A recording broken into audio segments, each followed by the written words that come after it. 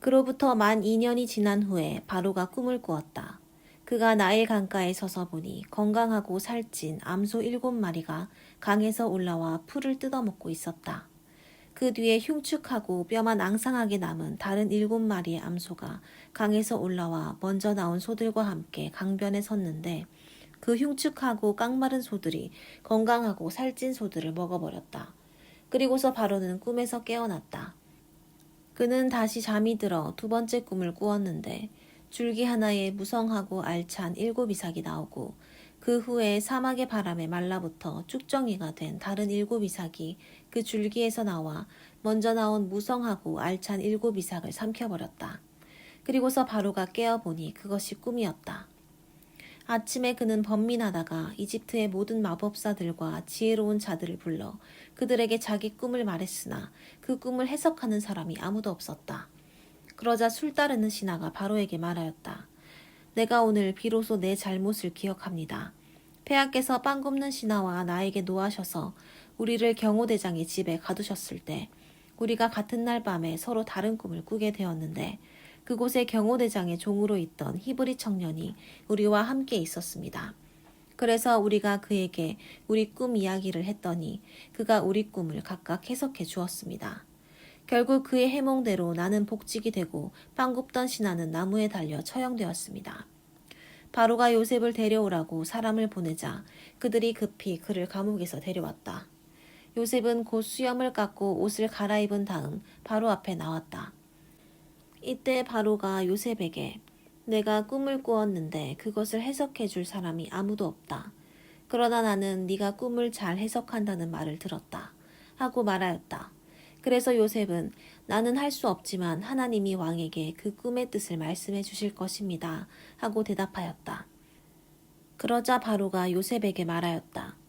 내가 꿈에 나일 강가에 서서 보니 건강하고 살찐 암소 7마리가 강에서 올라와 풀을 뜯어먹고 있었다. 그 뒤에 흉측하고 뼈만 앙상하게 남은 다른 7마리의 암소가 강에서 올라왔는데 그것들은 내가 이집트의 그 어느 곳에서도 보지 못한 아주 흉측한 소들이었다. 그 흉측하고 깡마른 소들이 먼저 올라온 살찐 소들을 먹었으나 먹은 것 같지 않아 여전히 흉측하게 보였다. 그리고서 내가 꿈에서 깨어났다. 잠시 후 나는 다시 잠이 들었는데 꿈에 보니 줄기 하나에 무성하고 알찬 7이삭이 나오고 그 후에 사막의 바람에 말라붙어 쭉정이가 된 다른 7이삭이 그 줄기에서 나와 먼저 나온 무성하고 알찬 7이삭을 삼켜버렸다. 내가 그 꿈을 마법사들에게 말했으나 그것은 설명하는 자가 아무도 없었다. 그러자 요셉이 바로에게 말하였다. 그 2가지 꿈은 한 가지 일을 뜻합니다. 하나님이 앞으로 일어날 일을 왕에게 보이신 것입니다. 7마리의 살찐 소는 7년을 가리키며 7개의 알찬 이삭도 7년을 말합니다. 그래서 그 꿈은 동일한 것입니다. 그 후에 올라온 야위고 흉측한 소도 7년을 가리키며 사막의 바람에 말라붙어 쭉정이가 된 그 7이삭은 7년 동안의 기근을 뜻합니다. 내가 왕에게 말씀드린 대로 바로 이것이 하나님께서 왕에게 보여주신 앞으로 일어날 일입니다. 앞으로 7년 동안 이집트 전역에 큰 풍년이 있을 것입니다. 그러나 그 후 7년 동안은 흉년이 들 것이며 흉년으로 풍요롭던 시절은 다 잊혀지고 이 땅은 황폐해질 것입니다. 그 기근이 너무 심함으로 이 땅에서 이전의 풍년을 기억하지 못할 것입니다. 왕의 꿈을 2번 연달아 꾸신 것은 하나님이 이 일을 정하셨으며 그 일을 속히 행하실 것을 뜻합니다. 이제 왕은 총명하고 지혜로운 사람을 택하여 나라 일을 맡겨야 합니다. 행정구역을 5으로 나누고 각 구역마다 관리를 두어 풍년이든 7년 동안에 잉여 농산물을 모조리 거두어 왕의 권한으로 각 성의 창고에 비축해 두십시오. 이와 같이 식량을 비축해 두시면 앞으로 이집트 땅에 7년 동안 흉년이 들어도 백성들이 굶어 죽지는 않을 것입니다. 바로와 그의 모든 신하들은 요셉의 제안을 좋게 여겼다. 그래서 바로는 신하들에게 하나님의 영이 충만한 이런 사람을 우리가 어디서 만날 수 있겠는가 하고 요셉에게 이렇게 말하였다. 하나님이 이 모든 일을 너에게 알게 하셨으니 너처럼 총명하고 지혜로운 사람이 없구나. 너는 내 나라를 다스려라. 내 백성이 다 네 명령에 복종할 것이다. 내가 너보다 높은 것은 이 왕좌뿐이다. 그리고서 바로는 요셉에게 내가 너를 이집트 전국을 다스릴 총리로 임명한다 하며 자기 인장 반지를 빼어 요셉의 손가락에 끼워주고 그에게 고운 모시옷을 입히며 금사슬을 그의 목에 걸어주었다. 그리고 왕은 그를 궁중 2호 수레에 태웠으며 그가 가는 곳마다 의정관이 엎드려라 하고 외쳤다. 이렇게 해서 요셉은 이집트의 국무총리가 되었다. 그리고서 바로는 요셉에게 나는 왕이다. 그러나 네 허락 없이는 이집트 땅에서 손발을 놀릴 자가 없을 것이다 하고 그에게 사브낫 바네아라는 이집트 이름을 붙여주고 또 헬리오폴리스의 제사장인 보디베라의 딸 아스낫을 그에게 아내로 주었다. 요셉이 이집트 왕 바로를 섬기기 시작했을 때는 그의 나이 30세였으며 그때부터 그는 이집트 전역을 순회하였다. 7년 동안의 풍년으로 그 땅에는 농산물이 엄청나게 많았다. 그래서 요셉은 7년 동안 그 모든 곡식을 거두어 각 성에 비축했는데 각 성의 주변 밭에서 난 곡식은 그 성에 저장하도록 하였다. 이와 같이 요셉이 거두어 저장한 곡식이 바다의 모래처럼 많아 비축량을 계산할 수가 없었다. 흉년이 들기 전에 헬리오폴리스의 제사장인 보디베라의 딸 아스낫이 요셉에게 두 아들을 낳아주었다. 요셉은 장남의 이름을 므낫세라고 짓고 하나님께서 나의 모든 고난과 내 아버지의 집안 식구들을 잊어버리게 하셨다 하였으며 또 둘째 아들의 이름은 에브라임이라고 짓고 내가 고생하는 땅에서 하나님이 나에게 자식을 주셨다 하였다. 이집트 땅에 7년 동안의 풍년이 들었고 요셉의 말대로 7년 흉년이 시작되었다. 이때 다른 나라에는 기근이 들어 굶주렸으나 이집트 전역에는 식량이 있었다.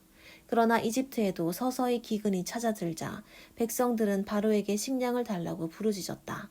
그래서 바로는 모든 이집트 사람들에게 요셉에게 가서 그가 시키는 대로 하라고 하였다. 이집트 전국의 기근이 더욱 심각해지자 요셉은 모든 창고를 열고 이집트 사람들에게 곡식을 팔았다. 그리고 기근이 온 세상을 휩쓸고 있었으므로 다른 나라 사람들도 요셉에게 곡식을 사려고 이집트로 몰려들었다. 이때 야곱은 이집트에 곡식이 있다는 말을 듣고 자기 아들들에게 말하였다. 어째서 너희는 서로 쳐다만 보고 있느냐? 이집트에는 곡식이 있다는 말을 들었다. 굶어 죽지 않으려면 그리로 가서 곡식을 사오너라. 그래서 요셉의 10 형제들은 곡식을 사려고 이집트로 떠났다. 그러나 야곱은 요셉의 동생 베냐민을 그들과 함께 보내지 않았다. 이것은 베냐민에게 어떤 일이 일어날지도 모른다는 두려움 때문이었다. 가나안 땅에도 기근이 밀어닥쳤으므로 야곱의 아들들은 곡식을 사러 가는 다른 사람들 틈에 끼어 이집트에 도착하였다. 이때 요셉은 나라의 총리가 되어 모든 백성에게 곡식을 팔고 있었다. 그의 형들이 그 앞에 와서 땅에 엎드려 절하자 요셉은 그들을 보는 순간 자기 형들인 것을 알았으나 모르는 척하고 큰 소리로 너희는 어디서 왔느냐 하고 물었다. 이때 그들은 곡식을 사려고 가나안 땅에서 왔습니다 하고 대답하였다. 요셉은 자기 형들을 알아보았으나 그들은 요셉을 알아보지 못하였다. 요셉은 오래전에 그들에 대하여 꾼 꿈을 생각하며 이렇게 말하였다. 너희는 간첩이구나. 너희는 우리나라의 취약지역이 어디인지 알아보려고 온 자들이 틀림없다. 아닙니다. 우리는 곡식을 사려고 왔을 뿐입니다. 우리는 다 한 형제로서 간첩이 아니라 모두 건실한 사람들입니다. 아니다. 너희는 우리나라의 취약지구를 탐색하러 왔어. 우리는 모두 12 형제로서 가나안 땅에 사는 한 사람의 아들들입니다. 막내 아들은 지금 아버지와 함께 있고 하나는 없어졌습니다. 내가 이미 말한 대로 너희는 간첩이다. 너희는 간첩이 아니라는 것을 증명해야 한다. 내가 바로의 이름으로 맹세하지만 너희 막내 동생을 여기에 데려오지 않으면 너희가 절대로 이곳을 떠나지 못할 것이다. 너희 중 하나가 가서 그를 데려오너라. 너희 말이 입증될 때까지 나머지는 감옥에 가둬두겠다. 내가 목숨을 걸고 맹세하지만 너희가 만일 그를 데려오지 않으면 너희는 분명히 간첩이다. 그리고서 요셉은 그들을 3일 동안 가둬두었다. 그들이 갇힌 지 3일 만에 요셉이 그들에게 말하였다. 나는 하나님을 두려워하는 사람이다. 내가 시키는 대로 하면 너희 목숨만은 살려주겠다. 만일 너희가 건실한 사람들이라면 너희 형제 중 한 사람만 감옥에 갇혀있고 나머지는 곡식을 가지고 가서 굶주리고 있는 너희 가족들에게 갖다주고 너희 막내 동생을 나에게 데려오너라. 그러면 너희가 한 말이 입증되어 너희가 죽지 않을 것이다. 그래서 그들은 그렇게 하기로 합의하고 서로 이렇게 말하였다. 우리가 동생에게 한 일로 지금 벌을 받고 있다. 그가 살려달라고 애걸할 때 우리가 그의 괴로움을 보고도 듣지 않았으니 우리가 이런 괴로움을 당하게 되었다. 그때 르우벤이 그들에게 대답하였다. 내가 그 아이를 해하지 말라고 하지 않았느냐.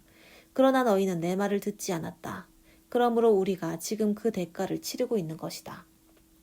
요셉이 통역관을 통해 말했으므로 그들은 요셉이 자기들의 말을 알아듣는 줄을 몰랐다. 요셉은 잠시 그들을 떠났다가 울고서 다시 돌아와 그들과 말하는 중에 시므온을 끌어내어 그들 앞에서 묶었다. 그리고서 요셉은 명령을 내려 그들의 자루에 곡식을 채우게 하고 각 사람의 돈은 그 자루에 도로 넣게 하였으며 길을 가는 도중에 먹을 음식도 그들에게 주도록 하였다. 그들은 곡식을 나귀에 싣고 떠났는데 하룻밤 쉬어가려고 머문 곳에서 한 사람이 나귀에게 먹이를 주려고 자루를 풀어보니 자루 아구에 자기 돈이 들어 있었다.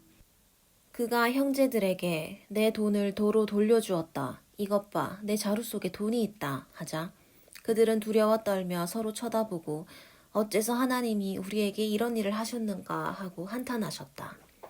그들은 가나안 땅에 돌아와 자기들의 아버지 야곱에게 그동안에 있었던 모든 일을 보고하며 이렇게 말하였다. 그 나라를 다스리는 사람이 우리에게 엄하게 말하며 우리를 간첩으로 취급하였습니다.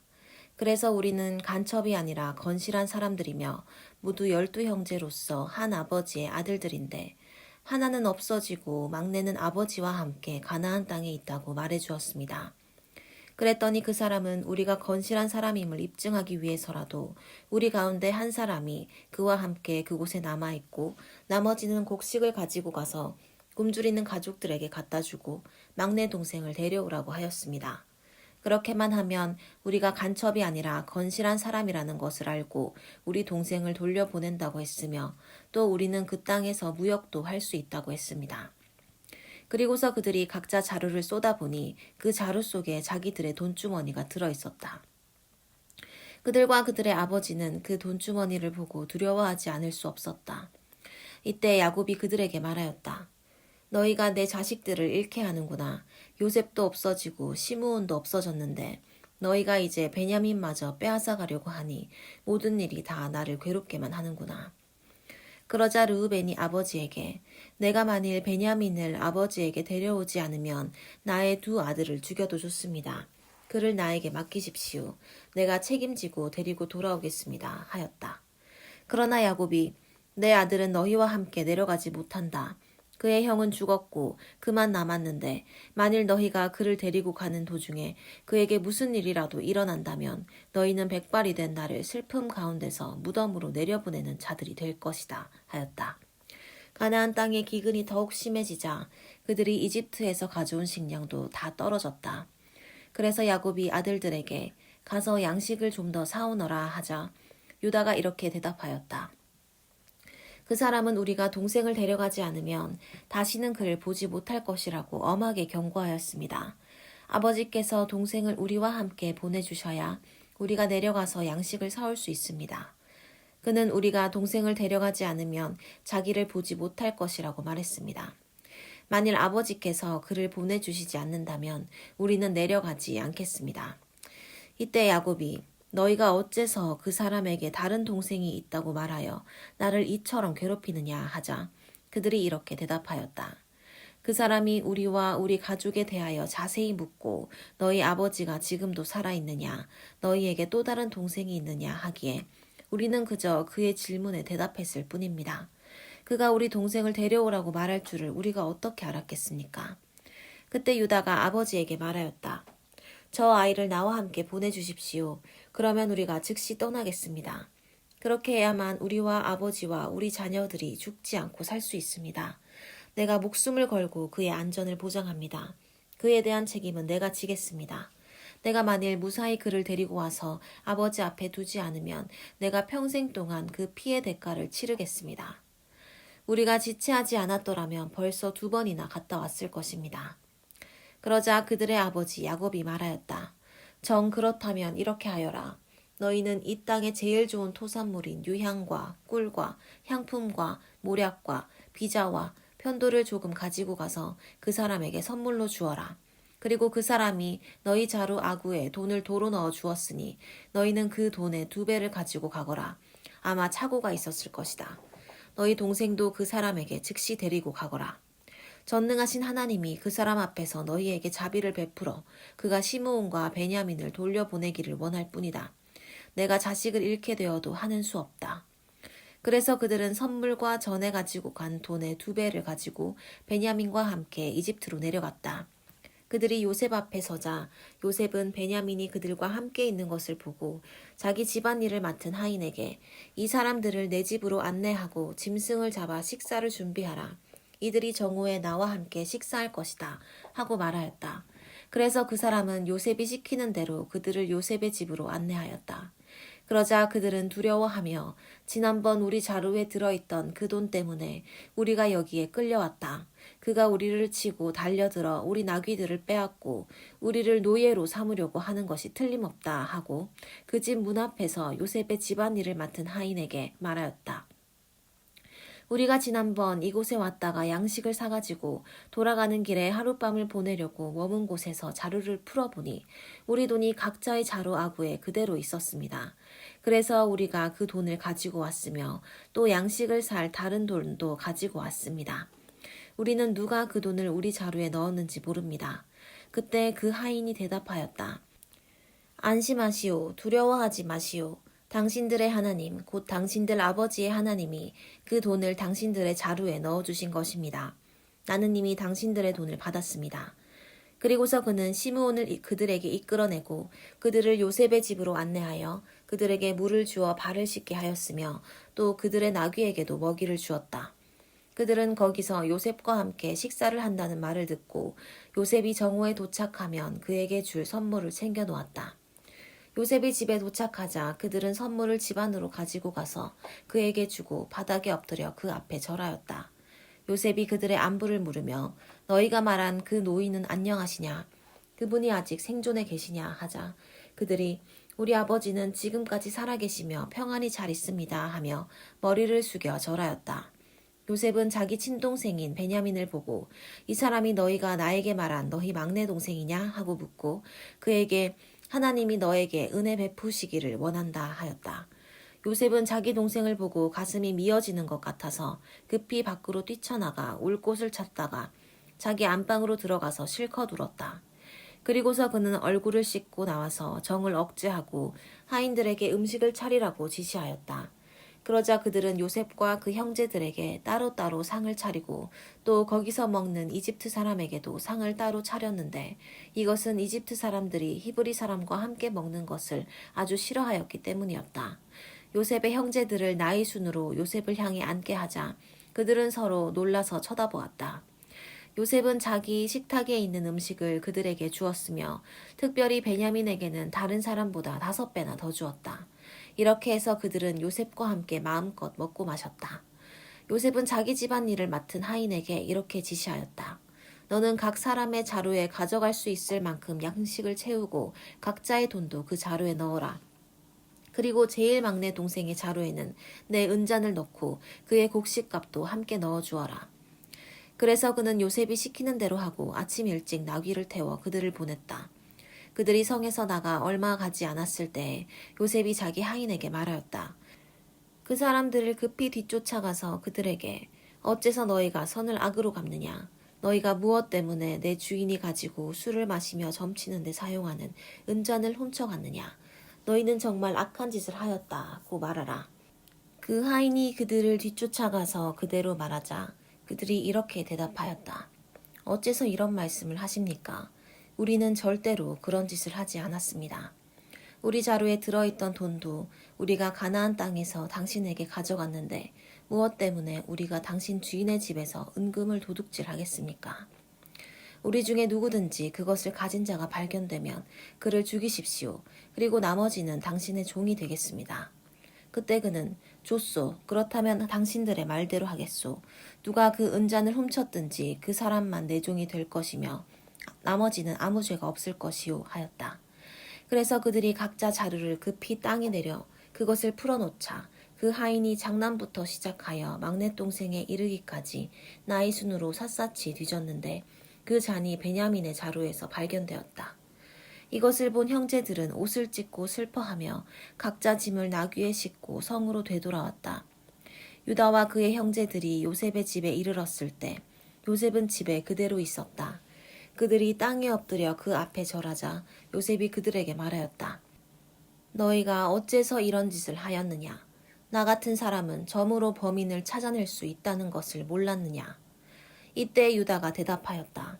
우리가 총리께 무슨 말을 할 수 있겠습니까? 우리가 무슨 변명을 하며 어떻게 우리의 무죄를 입증할 수 있겠습니까? 하나님이 우리 죄를 드러내셨으니 이제 우리와 이 잔이 발견된 자가 다 당신의 종이 되겠습니다. 그러자 요셉이 내가 그렇게 하지 않겠다. 잔을 훔쳐간 자만 내 종이 될 것이며 너희는 너희 아버지에게 평안히 돌아가거라 하자 유다가 그에게 가까이 가서 말하였다. 총리께 한 말씀만 드리겠습니다. 제발 저에게 노하지 마십시오. 총리께서는 왕과 다름이 없습니다. 전에 총리께서 우리에게 너희는 아버지나 다른 형제가 있느냐 하고 물으셨습니다. 그래서 우리가 우리에게는 나이 많은 아버지가 계시고 또 아버지가 노년에 낳은 어린 동생이 있는데 그의 형은 죽었고 그의 어머니가 낳은 아들 중에서 그만 남았으므로 아버지가 그를 무척 사랑합니다 하고 대답하였습니다. 그때 총리께서는 우리에게 그 아이를 데리고 와서 대면하게 하라고 하셨으므로 우리는 그 아이가 아버지를 떠날 수 없으며 만일 떠나게 되면 아버지가 죽게 될 것이라고 대답하였습니다. 그러나 총리께서는 우리에게 너희 막내 동생을 데려오지 않으면 너희가 다시는 나를 보지 못할 것이다 라고 하셨습니다. 그래서 우리가 우리 아버지에게 돌아가서 총리께서 하신 말씀을 그대로 전했습니다. 그 후에 우리 아버지가 다시 가서 양식을 좀 사오라고 하셨을 때 우리가 이렇게 대답하였습니다. 우리가 내려갈 수 없습니다. 막내 동생을 우리와 함께 가게 해주시면 우리가 내려가겠습니다. 그러나 막내 동생과 함께 가지 않으면 우리는 그 사람을 볼 수가 없습니다. 그때 아버지께서 이렇게 말씀하셨습니다. 너희도 알겠지만 내 아내 라헬은 나에게 두 아들만 낳아주었다. 그런데 하나는 나를 떠났으니 맹수에게 찢겨 죽은 것이 틀림없다. 그때 이후로 내가 아직 그를 보지 못했는데 너희가 이 아이마저 내게서 뺏어가려고 하는구나. 만일 그에게 무슨 일이 일어나게 되면 너희는 백발이 될 나를 슬픔 가운데서 무덤으로 내려보내는 자들이 될 것이다. 아버지의 생명이 이 아이에게 달려 있는데 우리가 아버지에게 돌아갈 때 만일 이 아이가 우리와 같이 가지 않으면 아이가 없는 것을 보고 아버지가 죽게 될 것입니다. 이렇게 되면 백발이 된 아버지를 우리가 죽이는 셈이 됩니다. 게다가 나는 아버지에게 목숨을 걸고 이 아이의 안전을 보장하며 만일 이 아이를 아버지에게 데리고 돌아오지 않으면 내가 평생 동안 그 죄의 대가를 치르겠습니다. 하고 약속했습니다.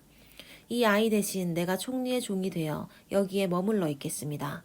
그러니 제발 이 아이는 형제들과 함께 돌아가게 해주십시오.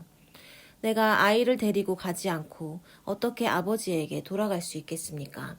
아버지에게 불행한 일이 닥치는 것을 내가 차마 볼 수 없습니다. 요셉은 하인들 앞에서 더 이상 정을 억제할 수가 없어 큰 소리로 명령하여 모든 하인들을 물러가게 하고 형제들에게 자기가 누구라는 것을 알렸는데 그때 그곳에는 자기 형제들 외에 아무도 없었다. 그리고서 요셉이 큰 소리로 울자 이집트 사람들은 그가 우는 소리를 들었으며 또 그 소문은 바로의 궁전에까지 전해졌다. 요셉이 형들에게 나는 요셉입니다. 아버지께서 아직 살아계십니까? 하자 형들은 그 말을 듣고 너무 놀라 대답을 하지 못하였다. 그때 요셉이 형들에게 나에게 가까이 오십시오 하자 그들이 가까이 다가갔다. 그래서 요셉이 그들에게 이렇게 말하였다. 나는 형님들이 이집트에 판 동생 요셉입니다. 형님들이 나를 이곳에 팔았다고 근심하거나 한탄하지 마십시오. 하나님께서 우리 가족을 구하시려고 나를 형님들보다 먼저 이곳에 보내셨습니다. 이 땅에 2년 동안 흉년이 들었지만 앞으로도 5년 동안은 경작도 못하고 추수도 못할 것입니다. 하나님이 놀라운 방법으로 형님들을 구원하고 형님들과 형님들의 자손들이 살아남도록 하기 위해서 나를 형님들보다 먼저 보내셨습니다. 그러므로 나를 이곳에 보내신 분은 형님들이 아니라 하나님이십니다. 하나님이 나를 바로의 고문관으로 삼으시고 또 그의 권한을 나에게 맡겨 온 이집트를 다스리는 총리가 되게 하셨습니다. 이제 형님들은 속히 아버지에게 돌아가셔서 아버지의 아들 요셉이 이렇게 말한다고 일러주십시오. 하나님이 나를 이집트의 총리로 삼으셨습니다. 지체하지 마시고 나에게 내려오십시오. 아버지께서는 아들들과 손자들과 함께 아버지의 양과 소와 모든 소유를 이끌고 와서 이곳 고센 땅에 살면서 나와 가까이 계실 수 있습니다. 아직 5년 동안 흉년이 더 계속될 것이므로 내가 여기서 아버지를 보살피겠습니다. 그렇지 않으면 아버지와 집안 식구들과 짐승이 다 굶주리게 될 것입니다. 여러 형님들과 동생 베냐민도 내가 정말 요셉이라는 것을 보셨습니다. 그러니 이제 내가 이집트에서 누리고 있는 이 모든 영화와 형님들이 본 것을 다 아버지에게 말씀드리고 서둘러 아버지를 모시고 내려오십시오. 그리고서 그가 자기 동생 베냐민을 끌어안고 울자 베냐민도 요셉을 끌어안고 울었다. 그리고 요셉은 형들과 하나하나 입맞추며 울었다. 그제서야 형들이 요셉과 말하기 시작하였다. 요셉의 형제들이 왔다는 소문이 바로의 궁전에 전해지자 왕과 신하들이 다 기뻐하였다. 그때 바로가 요셉에게 말하였다. 너는 네 형들에게 식량을 싣고 가나안 땅에 돌아가서 네 아버지와 가족을 데려오라고 하라. 내가 그들에게 이집트에서 제일 좋은 땅을 주겠다. 그들은 가장 좋은 농산물을 먹고 살 것이다. 또 너는 그들에게 이집트에서 수레를 가지고 가서 그들의 처자들과 아버지를 태워서 데려오라고 하라. 그들이 가져오지 못하는 물건에 대해서는 염려할 필요가 없다. 이집트의 제일 좋은 것이 다 그들의 것이 될 것이다. 야곱의 아들들이 그렇게 하기로 하자 요셉은 바로가 명령한 대로 그들에게 수레와 길에서 먹을 음식을 주고 또 그들에게 각각 옷 한 벌씩을 주었으며 베냐민에게는 은화 300개와 옷 5벌을 주었다. 그리고 그의 아버지에게는 순나기 10마리에 이집트의 제일 좋은 물품을 싣고 또 암나귀 10마리에는 길에서 아버지에게 드릴 곡식과 빵과 음식을 실어 형들을 돌려보내며 형님들 길에서 다투지 마십시오 하였다. 그들이 이집트를 떠나 가나안 땅에 있는 아버지에게 가서 요셉이 아직 살아 있습니다. 그가 이집트의 국무총리가 되었습니다 하자 야곱은 깜짝 놀라며 그들의 말을 믿지 않았다. 그러나 요셉이 말한 것을 다 말해주자 그는 요셉이 자기를 태우려고 보낸 수레를 보고 그제서야 정신을 차리며 이렇게 말하였다. 더 물어볼 필요도 없다. 내 아들 요셉이 지금까지 살아있다니 내가 죽기 전에 가서 그를 봐야겠다. 그래서 야곱은 모든 소유를 가지고 그곳을 떠났다. 그는 브엘세바에 이르러 자기 아버지 이삭의 하나님께 제사를 드렸다. 그날 밤 하나님이 환상 가운데 나타나셔서 야곱아 야곱아 하고 부르셨다. 그때 야곱이 내가 여기 있습니다 하고 대답하자 하나님이 이렇게 말씀하셨다. 나는 하나님 곧 네 아버지의 하나님이다. 이집트로 내려가는 것을 두려워하지 말아라. 내가 거기서 네 후손을 큰 민족이 되게 하겠다. 내가 너와 함께 이집트로 내려간 것이며 네 후손을 인도하여 다시 이 땅으로 올라오게 할 것이다. 그러나 너는 요셉이 지켜보는 가운데 이집트에서 죽을 것이다. 야곱이 브엘세바에서 떠날 때 그의 아들들은 바로가 보낸 수레에 자기들의 아버지 야곱과 처자들을 태웠다. 그들은 가나안 땅에서 얻은 가축과 모든 재산을 가지고 이집트로 갔는데 야곱은 그의 모든 자손, 곧 그의 아들들과 손자들과 딸들과 손녀들을 데리고 이집트로 내려갔다. 야곱과 함께 이집트로 내려간 그들의 가족들은 다음과 같다. 야곱의 맏아들인 르우벤의 아들인 한옥, 발루, 헤스론, 갈미, 시므온과 그의 아들인 여무엘, 야민, 오핫, 야긴, 소할, 그리고 가나안 여자에게서 태어난 사울, 레위와 그의 아들인 게르손, 고핫, 무라리, 유다와 그의 아들인 엘, 오난, 셀라, 베레스, 세라이며 엘과 오난은 가나안 땅에서 죽었다. 그리고 베레스의 아들인 헤스론과 하물, 이사갈과 그의 아들인 돌라, 부아, 야숲, 시므론, 스불론과 그의 아들인 세렛, 엘롯, 얄르엘이다. 이상은 레아가 메소포타미아에서 야곱에게 낳은 아들들과 그 자손들이며 이들은 그녀의 딸 디나를 포함하여 남녀 모두 33명이었다. 그리고 갓과 그의 아들인 스본, 학기, 수니, 에스본, 에리, 아로디, 아렐리, 아셀과 그의 아들인 임나, 이스와, 이스위, 브리아, 그들의 누이 세라 그리고 브리아의 아들인 헤벨과 말기엘이다. 이상은 라반이 그의 딸 레아에게 준 여종 실바가 야곱에게 낳은 자손들로 모두 16명이었다. 야곱의 아내 라헬은 요셉과 베냐민 두 아들을 낳았는데 요셉은 이집트에서 헬리오폴리스의 제사장 보디베라의 딸인 아스낙과 결혼하여 므낫세와 에브라임을 낳았다. 그리고 베냐민의 아들은 벨라, 베겔, 아스벨, 게라, 나아만, 에히, 로스, 무빔, 훗빔, 아르시다. 이상은 라헬이 야곱에게 낳은 자손들로 모두 14명이었다. 또 단과 그의 아들 후심, 납달리와 그의 아들인 야셀, 구니, 예셀, 실렘이다.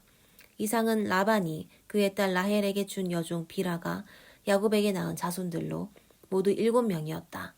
이와 같이 야곱과 함께 이집트에 내려온 사람들은 그의 며느리들 외에 모두 66명이었는데 야곱과 요셉 그리고 이집트에서 요셉에게 태어난 두 아들을 포함시키면 이집트로 내려온 야곱의 가족들은 모두 70명이었다. 야곱이 먼저 유다를 요셉에게 보내 고센에서 만나자고 하였다.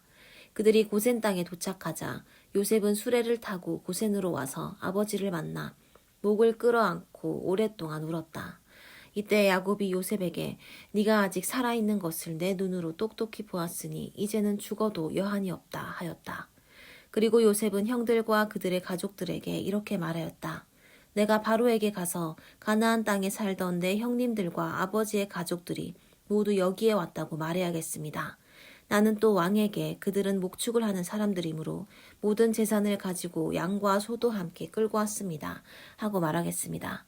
바로가 형님들과 여러 가족들에게 직업이 무엇이냐고 묻거든 우리는 어렸을 때부터 지금까지 우리 조상들처럼 목축을 해왔습니다. 하고 말하십시오. 이집트 사람들이 목축하는 사람들을 천시하기 때문에 형님들과 여러 가족들은 고센 땅에서 살게 될 것입니다. 요셉은 바로에게 가서 내 아버지와 형제들이 양과 소와 모든 재산을 가지고 가나안 땅에서 와서 지금 고센에 있습니다. 하고 보고하였다. 그리고서 그는 자기 형제들 중 5명을 택하여 바로에게 데리고 가서 보였다. 그러자 바로가 요셉의 형들에게 그대들의 직업은 무엇인가 하고 물었다. 그래서 그들은 바로에게 우리는 우리의 조상들과 마찬가지로 목자들입니다 하고 대답하며 다시 이렇게 말하였다. 가나안 땅에는 기근이 심하여 우리 짐승을 기를 목초지가 없으므로 우리가 이곳에 잠시 살려고 왔습니다. 제발 저희들을 고센 땅에서 살게 해주십시오. 그때 바로가 요셉에게 말하였다. 네 아버지와 형제들이 너에게 왔으니 이제 너는 그들을 이집트의 제일 좋은 목초지인 고센 땅에 살게 하라. 이집트의 모든 땅을 처분할 권한이 너에게 있지 않느냐. 그리고 그들 가운데 유능한 사람들이 있거든 그들에게 내 짐승을 맡겨 관리하게 하라. 요셉이 자기 아버지 야곱을 모셔다가 바로 앞에 세우자 야곱은 축복하는 말로 그에게 인사하였다.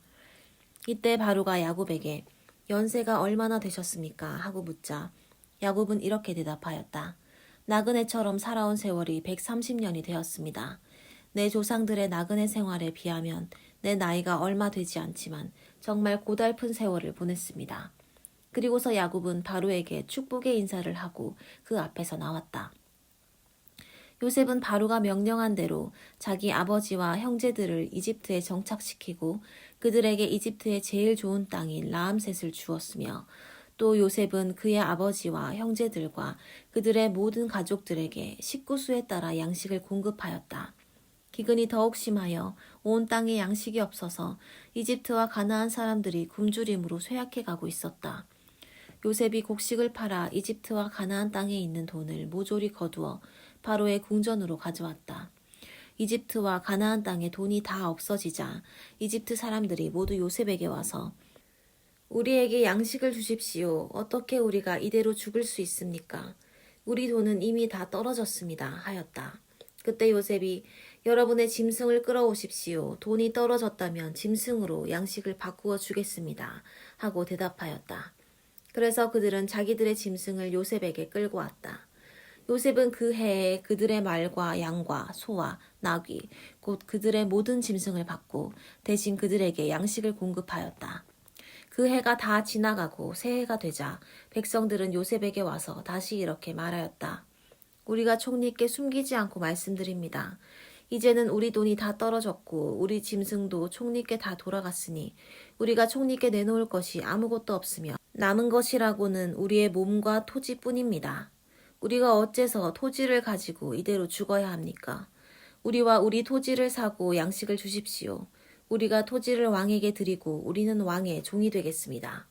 우리에게 종자를 주셔서 우리가 죽지 않고 살게 해 주십시오. 그러면 땅이 황폐하게 되지는 않을 것입니다. 그래서 요셉은 이집트의 모든 토지를 사서 바로에게 바쳤다. 이와 같이 이집트 사람들이 기근에 시달리다 못해 하는 수 없이 토지를 팔게 되었으므로 모든 땅이 다 바로의 소유가 되었다. 요셉은 모든 백성을 노예로 삼고 이집트 전역의 토지를 사들였으나 제사장들의 토지는 사지 않았다. 이것은 그들이 바로가 제공하는 양식을 먹고 살았으므로 자기들의 땅을 팔지 않았기 때문이었다. 요셉이 백성들에게 이제 내가 왕을 위하여 여러분의 몸과 토지를 샀습니다. 여기 종자가 있으니 여러분이 땅에 뿌리십시오. 그러나 수확의 5분의 1은 왕에게 바쳐야 합니다. 여러분은 그 나머지를 가지고 종자로도 쓰고 여러분의 가족이 먹을 식량으로도 쓰십시오. 하자 그들이 이렇게 대답하였다. 총리께서 우리를 살리셨습니다. 우리가 총리의 은혜를 입었으니 왕의 종이 되겠습니다. 이렇게 해서 요셉은 수확의 5분의 1을 왕에게 상납하는 것을 이집트의 토지법으로 정했는데 이 법은 오늘날까지도 시행되고 있다. 그러나 제사장의 토지는 왕의 소유가 되지 않았다. 이스라엘 사람들은 이집트의 고센 땅에 살면서 재산을 모으고 번성하여 많은 자녀를 낳았다. 야곱은 이집트에서 17년을 살았으며 이제 그의 나이는 147세가 되었다. 야곱이 죽을 때가 가까워지자 자기 아들 요셉을 불러 그에게 말하였다. 네가 진정으로 나를 사랑한다면 네 손을 내 허벅지에 놓고 나를 이집트에 장사하지 않겠다고 엄숙하게 맹세하여라. 내가 죽거든 너는 나를 이집트에서 메어다가 조상들이 묻혀있는 곳에 나를 매장하여라. 내가 아버지의 말씀대로 하겠습니다. 네가 그렇게 하겠다고 나에게 맹세하여라. 그래서 요셉이 맹세하자 야곱은 침대 머리맡에서 하나님께 경배하였다. 얼마 후에 요셉은 아버지가 병들었다는 말을 들었다. 그래서 그는 두 아들 므낫세와 에브라임을 데리고 문병하러 갔다. 이때 야곱은 자기 아들 요셉이 문병하러 왔다는 말을 듣고 힘을 내어 침대에 일어나 앉았다. 그리고서 그는 요셉에게 이렇게 말하였다. 전에 전능하신 하나님이 가나안 땅 루스에서 나에게 나타나 나를 축복하시며 내가 너에게 많은 자손을 주고 너를 번성하게 하여 많은 민족의 조상이 되게 하고 내가 이 땅을 네 후손에게 영원한 소유로 주겠다 하고 말씀하셨다. 내가 이곳으로 오기 전에 이집트에서 너에게 태어난 두 아들 에브라임과 므낫세는 내 아들이다. 내가 그들을 누우벤과 시므온과 같은 아들로 삼겠다. 앞으로 네가 아들을 더 낳게 되면 그들은 네 아들이 될 것이며 또 그들은 에브라임과 므낫세의 이름으로 유산을 받게 될 것이다. 내가 이렇게 하는 것은 너의 어머니 라헬 때문이다. 애석하게도 너의 어머니는 네가 메소포타미아에서 돌아오던 길에 가나안 땅에서 죽고 말았는데 그곳은 에브랏에서 그리 멀지 않은 곳이다. 그래서 나는 네 어머니를 에브랏으로 가는 길가에 장사하였다. 에브랏은 베들레헴으로 알려진 곳이었다. 야곱이 요셉의 아들들을 보고 요셉에게 물었다. 이 애들은 누구냐? 이곳에서 하나님이 주신 내 아들 둘입니다. 그들을 내 앞으로 데리고 오너라. 내가 그들에게 축복해 주겠다. 이때 야곱은 나이가 많아 이미 눈이 어두워 잘 보지 못하였다. 요셉이 두 아들을 아버지 앞으로 데리고 가자 야곱은 그들을 끌어안고 입을 맞추며 요셉에게 내가 너를 다시 보리라고는 꿈에도 생각지 못했는데 하나님이 나에게 네 자녀들까지 보게 하셨구나 하였다. 요셉은 아버지의 무릎에서 두 아들을 물러서게 하고 바닥에 엎드려 아버지에게 절한 후 에브라임을 야곱의 왼편에 므낫세를 야곱의 오른편에 앉혔다. 그러나 야곱은 팔을 어긋맞게 펴서 에브라임이 차남인데도 그의 오른손을 에브라임의 머리 위에 얹고 므낫세는 장남인데도 왼손을 그의 머리 위에 얹었다. 그리고서 그는 그들에게 이렇게 축복하였다. 내 할아버지 아브라함과 내 아버지 이삭이 섬기던 하나님, 오늘날까지 평생 나의 목자가 되신 하나님이시여, 나를 모든 환난에서 구해주신 천사시여, 이 아이들을 축복하소서. 이들이 나와 내 할아버지 아브라함과 내 아버지 이삭의 이름으로 불려지게 하시며 세상에서 번성하여 많은 자손을 갖게 하소서.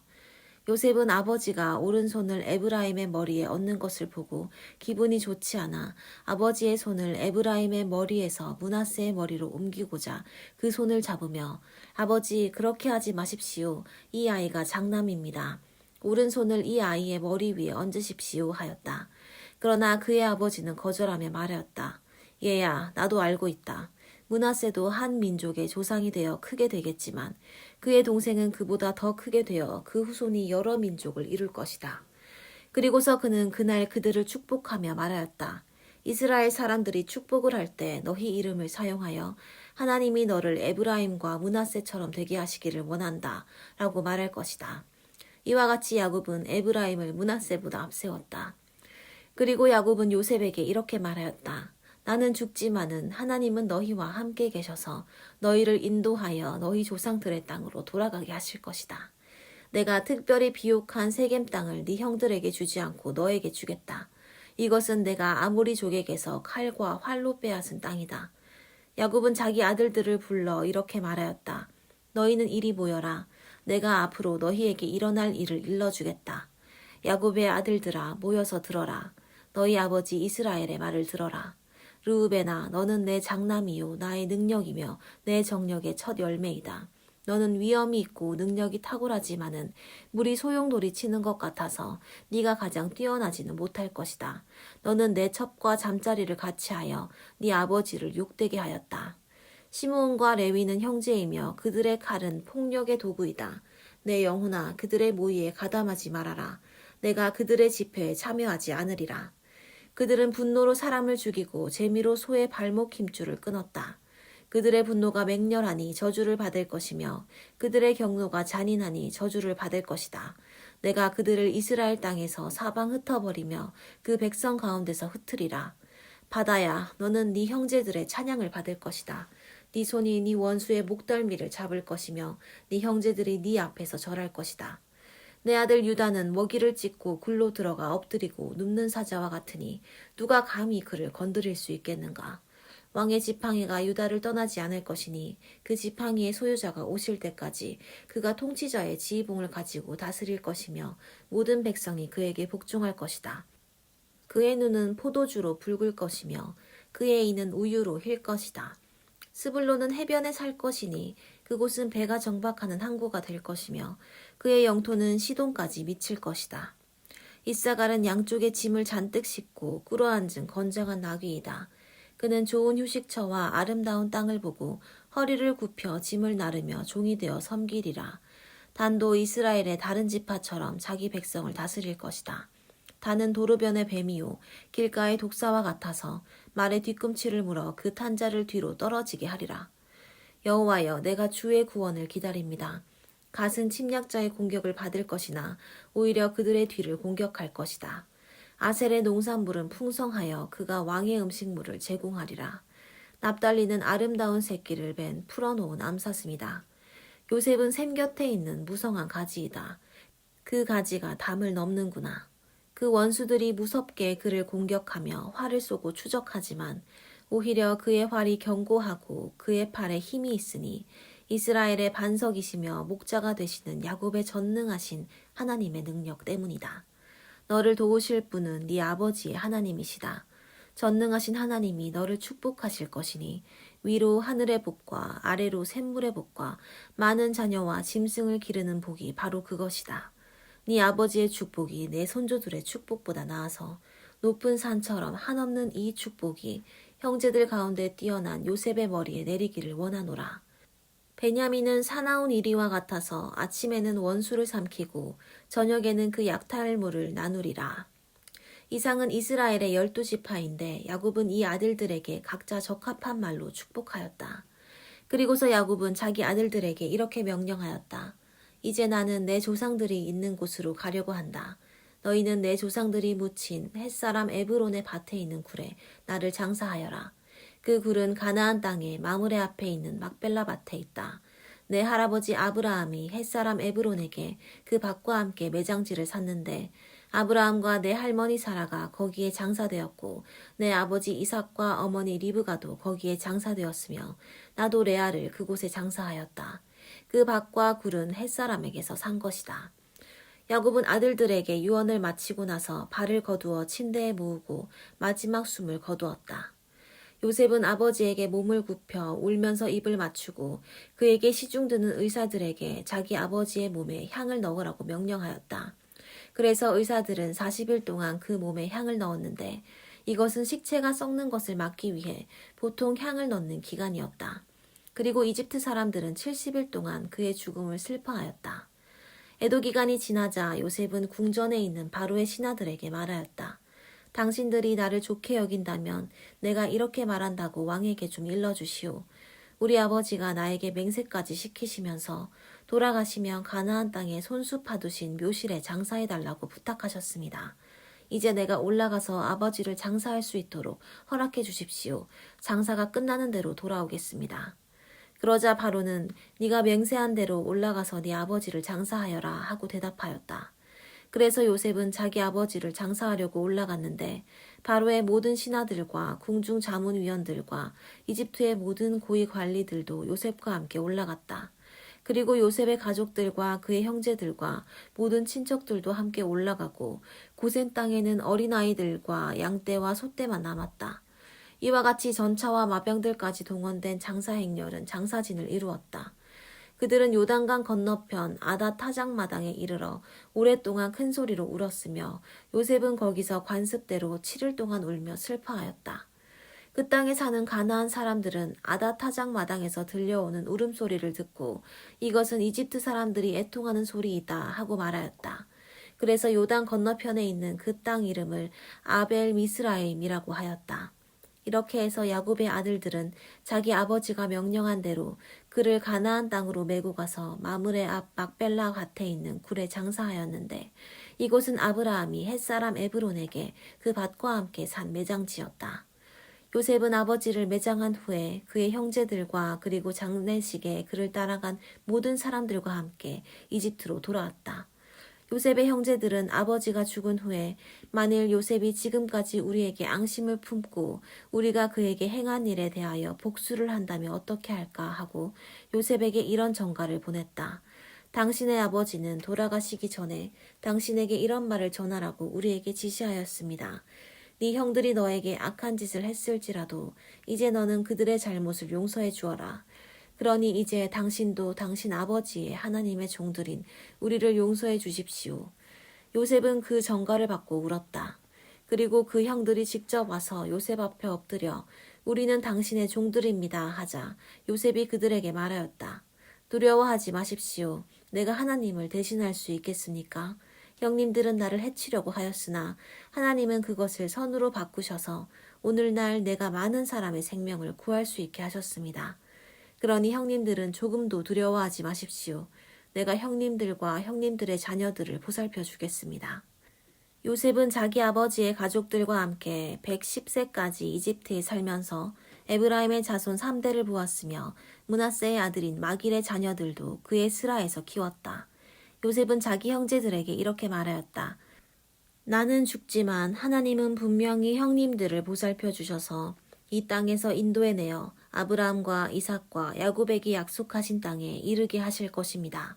그리고서 요셉은 이스라엘 자손들에게 하나님이 분명히 너희를 인도하여 그 땅에 이르게 하실 것이다.